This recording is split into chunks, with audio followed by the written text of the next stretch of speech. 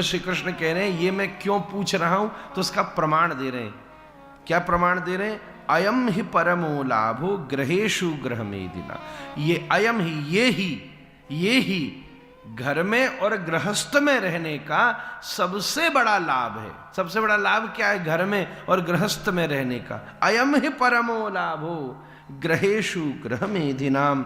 सबसे बड़ा लाभ यही है कि यन नरमयी नियते यामः प्रियाया भीरु भामिनी, कि अपनी प्रिय परिवार के साथ और अर्धांगिनी के साथ बैठकर कुछ श्रेष्ठ पल हास परिहास पूर्वक, स्नेह प्रेम पूर्वक, बड़े आनंद के साथ सुख से बिता लिए जाएं। नहीं तो दुनिया का झंझट तो आगे पीछे चलता ही रहेगा। श्री कृष्ण ये बात अपने मुख से, श्री भगवान उवाच, श्री कृष्ण स्वयं ये बात कह रहे हैं। आपका दाम्पत्य जीवन श्री कृष्ण के इन दोनों गुणों से युक्त रहे, उसकी एक दिन की पूर्व संध्या पर व्यासपीठ पर बैठा।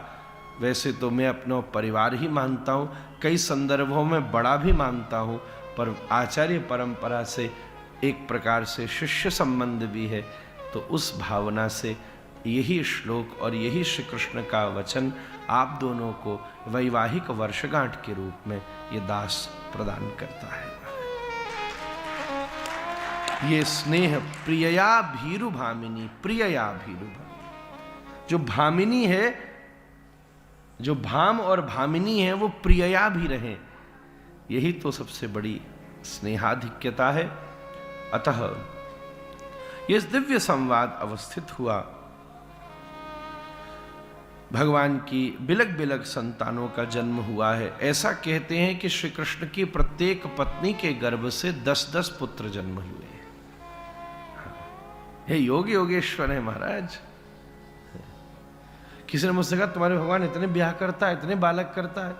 मैं बोला जब ही तो भगवान है, तू करके दिखा पहले, तेरे भी मंदिर बनाए थे।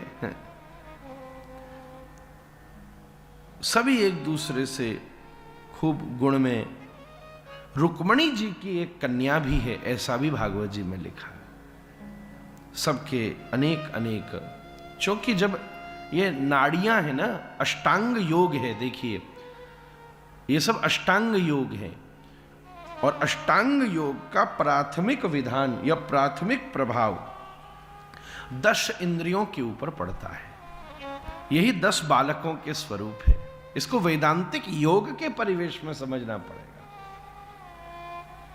कथा कोई कहानी सुनाने के लिए थोड़ी ना लिखी गई है, षड दर्शनों की स्थापना के लिए। भगवान, हम कहते ना, हम दर्शन कराए।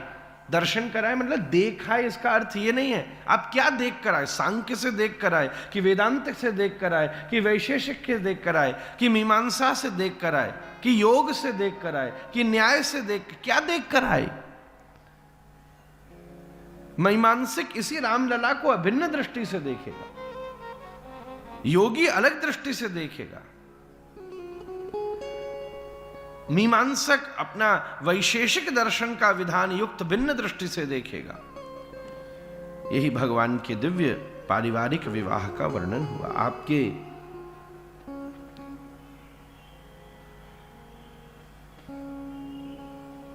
दिव्य आगे वर्णन हुआ, इसमें रुक्मी का वध भी हुआ। उषा वाणासुर की बेटी हैं। उन्होंने स्वप्न में एक पुरुष का दर्शन किया, जिसको देखकर वो मुग्ध हो गई। अपनी मित्र को बुला करके उसका वर्णन किया, तो वो मित्र बड़ी तंत्र की विशेषज्ञ थी। उसने एक चित्र बनाया और पहचान गई कि ये तो अनिरुद्ध है महाराज। अपनी मायावी विद्या से अनिरुद्ध को उषा के महल में आकर्षित कर लिया।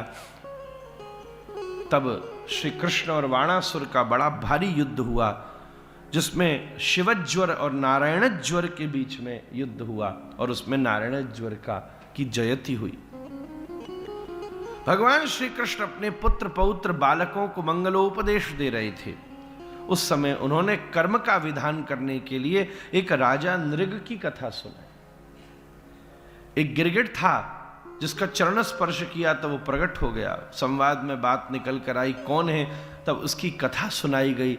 इसने अपने जीवन में इतना गोदान किया था कि आकाश के तारे गिन लो तब भी इसके गोदान नहीं गिने जा सकते। एक दिन केवल ये बात हो गई, वो भी जानबूझ के नहीं, कि एक गैया दी और वो वापस आ गई। अब इतनी गैया थी, ध्यान नहीं दिया तो वो दूसरे को दे दी। तो कल वाला विप्र आ गया कि कल तुमने गैया दिया, लगता है ऐसे ही करते हो, पहले दिन गैया देते हो फिर वापस लेके दूसरे को दे देते हो। ऐसे करके दोनों विप्र असंतुष्ट होकर चले गए और उसका ये परिणाम हुआ कि इस नृग को गिरगिट बनना पड़ा। पर गोदान करने का यह परिणाम हुआ कि श्री कृष्ण के चरण स्पर्श से उसका उद्धार हुआ। कर्म का विधान इतना सूक्ष्म है महाराज। नयति की अपनी व्याख्या है।